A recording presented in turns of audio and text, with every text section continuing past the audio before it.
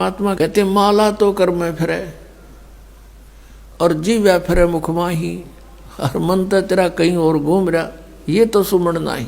108 मंत्र आपको बताए जाते हैं, ज़्यादा भी कर सकते हो कोई बात नहीं, और किसी दिन कम भी रह जाता चिंतित नहीं होना चाहिए, क्योंकि परमात्मा को पता है काल ने यू एजेंट छोड़ रखा मन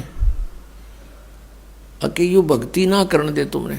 लेकिन कुछ दिनों के बाद आत्मा इस पे प्रभावी ऐवी हो जाएगी और बैठ के इस तो भजन कराया करेगी।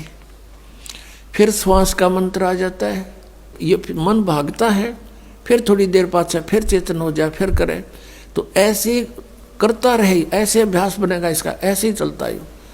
और कुछ दिनों के बाद आपको रात्रि में भी, स्वप्न में भी आपका सिमरण शुरू हो जाया करेगा, सोते सोते श्वास उश्वास से। और एक श्वास उश्वास की इतनी कीमत है सतनाम की, 2 अक्षर की। और तीसरे का तो कहना है कि सार नाम तो वो तो एक का जपया हुआ घना काम करते हैं। तो इतने धनी बन जाओगे आप इस भक्ति से। ये भक्ति और फिर आशा यहाँ के नहीं रखे, जरा अंत में आपकी इच्छा, किसी बेटे या बेटी में, कार या कोठी में, पोते या पोती में, किसी प्रकार देवता या देवती में, किसी भी सतिथि में।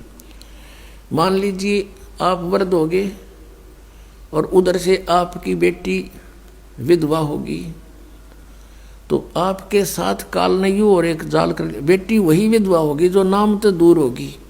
अगर बेटी भी नाम ले रही होगी तो नहीं हो सकती उकचुक, गारंटीड बात है।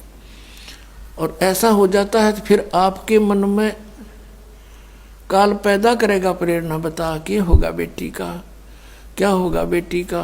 वह बेटी महात्मा रह जाएगी, फिर वहीं की सब पशु बनकर वहीं फिर हल खींच रहा होगा। एक किसान था, परमात्मा की आत्मा था, कहते हैं जो जन मेरी शरण है। पुणात्माओं आप समझोगे, क्योंकि बालक नहीं बुद्धिमान समाज है आज मानो। किसी का बालक बिगड़ जाए, बेटा या बेटी, उस माता पिता से पूछ कर देखो वो कितना दुखी रहता। सपने में भी उसको ये चिंता बनी रहती है कि किस प्रकार मेरा बच्चा फिर से लाइन पकड़ जाए, उसके लिए कितना दुखी होता है। और हम उस परम पिता के बच्चे, उसी के बेटा बेटी हम, और वो हम कितने बिगड़ के यहाँ आगे इस काल का फंस गए। अब ये हमारी रेल बना रहा है सबकी, ब्रांड मैट्री कर रखी यहाँ पर, ले लिए इंडिया हमने इसके साथ आकर के। लेकिन वो कहते हैं ना माता पिता बुरे नहीं हो सकते, बेटा बेटी वैसे 100 गलती कर दे। अब उसी विधान से वो हमारा पीछे फिर रहा है।